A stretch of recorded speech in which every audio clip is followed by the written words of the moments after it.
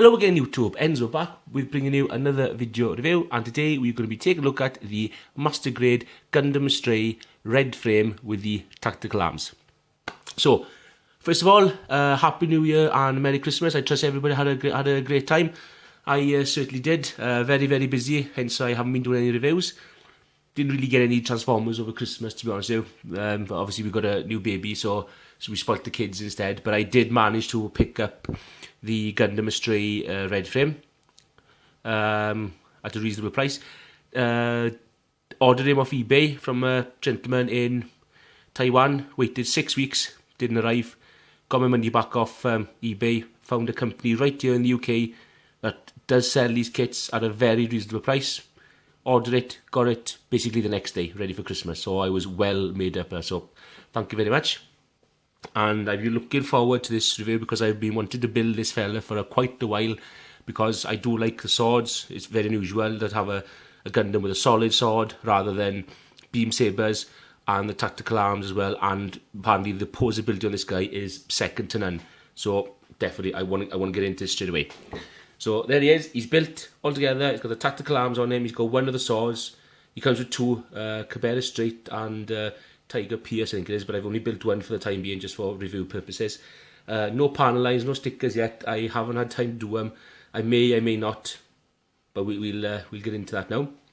So yeah, a very, very good figure, and a very unusual figure as well.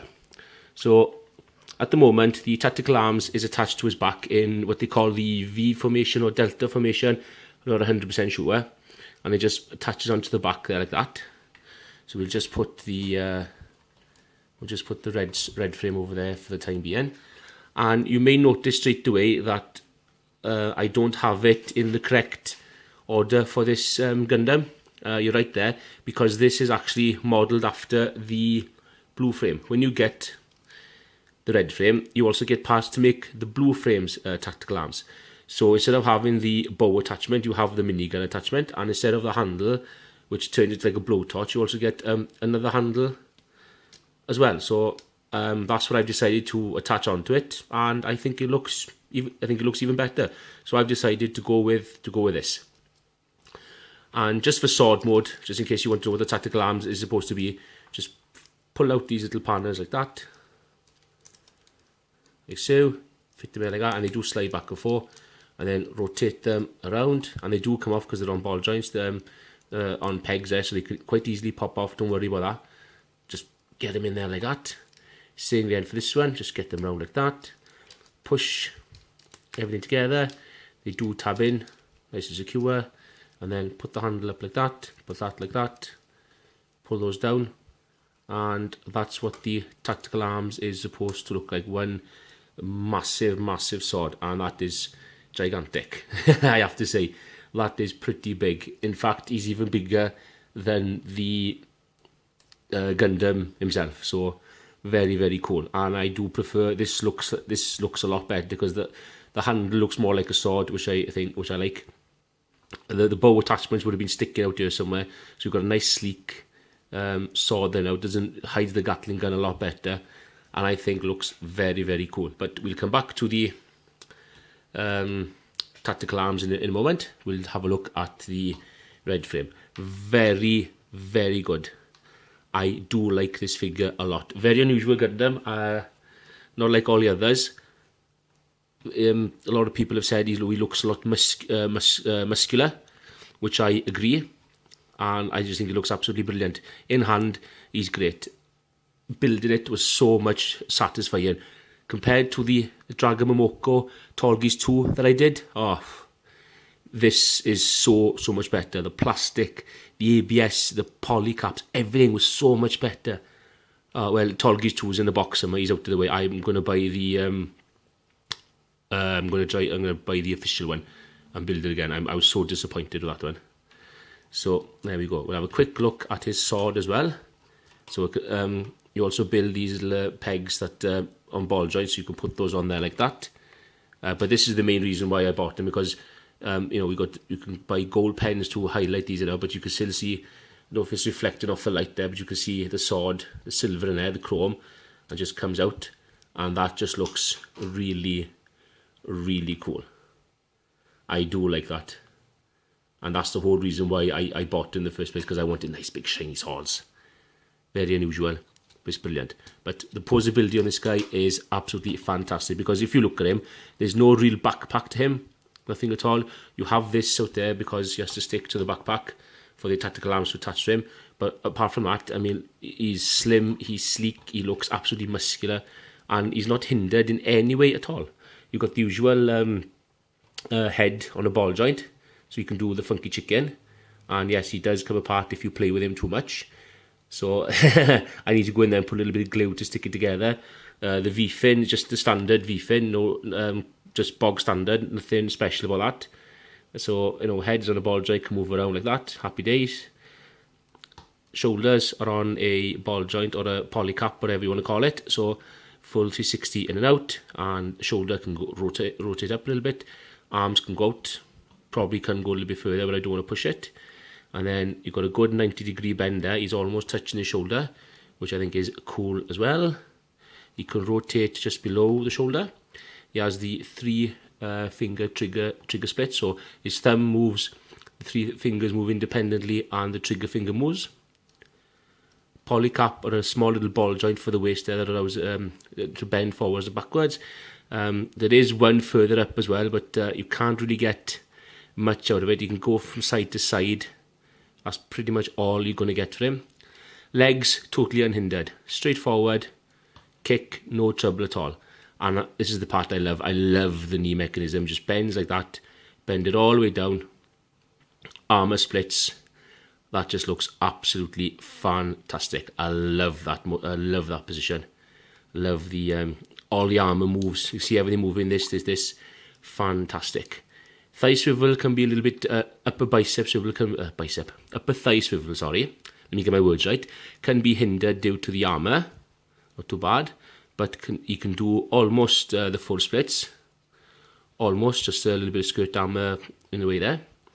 Ankles are on separate joints as well. The ankle and the foot, they're actually on separate ball joints. So you've got a ball joint there, and then you've got another ball joint there. So the foot can go, the foot's got a lot of movement.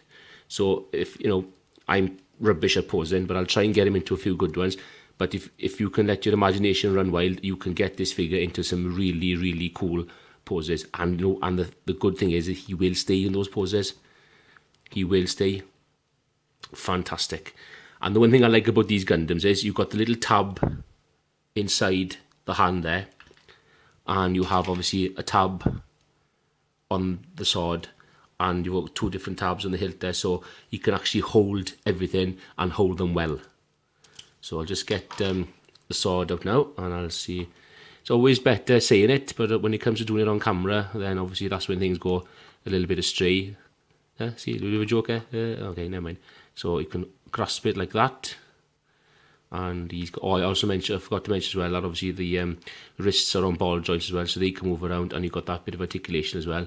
So you can do like, oh yeah, oh yeah, oh yeah. So like, bay. So really, really cool, cool poses there. And you can either put that scabbard in there, or you can put it back in the sheath, or whatever you want to do. But absolutely, what a good looking Gundam the Red Frame is. Solid, absolutely flipping solid. Everywhere, ball joints everywhere. And they're really good as well. They're not floppy. They kind of stay in every position you want to. As with the Tallgeese too, everything was loose. I was putting nail polish in every crevice and orifice I could find with the Tallgeese, and he would still fall over. So I'm not really happy about that. But yeah, absolutely fantastic Gundam. I highly recommend. If you haven't built a Gundam before and you don't know what to do or what one you should start with, I'm telling you now, you've got to get this one first. Get this one first. Take the time, build it, paneline it, put the stickers on, whatever you want to do. And trust me, if you like building this, then you won't mind building others. But I would get this one first. And this is just absolutely brilliant. Oh, one thing I forgot to mention is, that obviously comes off, and that goes onto his backpack. You slide this down for sword mode to keep it a bit more secure. And what I haven't built as well, along with the other sword, in the box up on the fridge there, I also have, it comes with a display stand, so it helps you to pose everything.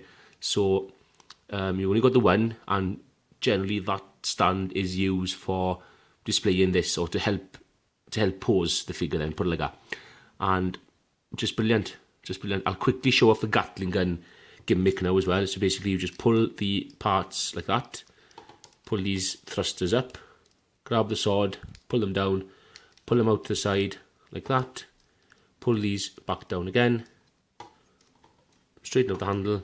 There's a little attachment here, just pull that down for a grip, and then when you use the display stand, you can hold on to it like that, and there you have the Gatling gun as well. So much better than the bow and arrow gimmick. So much better, so much easier, and I just think this is absolutely brilliant. I think you just put these thrusters back up in as you want. Absolutely brilliant. So you've got to, it doubles up as a Gatling gun, as a sword, as a flight pack. Everything. You could let your imagination run wild. A really, really cool looking gimmick, I think.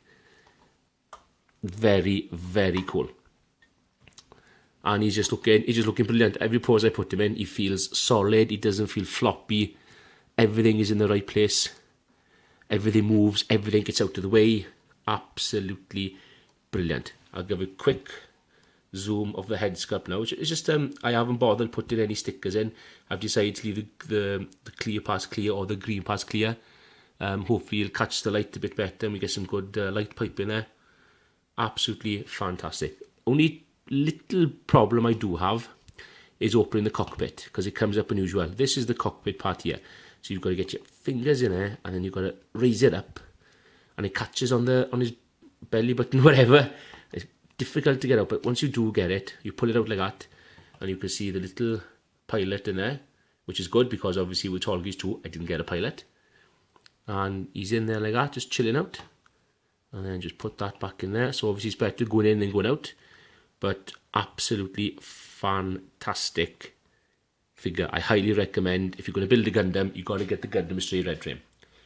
Yeah, that's pretty much it. I got to say on the Gundam, I'm pretty happy. Articulation, the Gatling gun, the sword, the flight pack, all that kind of stuff. I probably will do another video after this one with the stand, and we'll go through the tactical arms in a bit more detail, and then I can also show you what plates I used to get these, because these aren't in the instructions. All you get is the bow and arrow, but I will show you how I did it and where the plate's located, and you can make your own Gatling gun as well.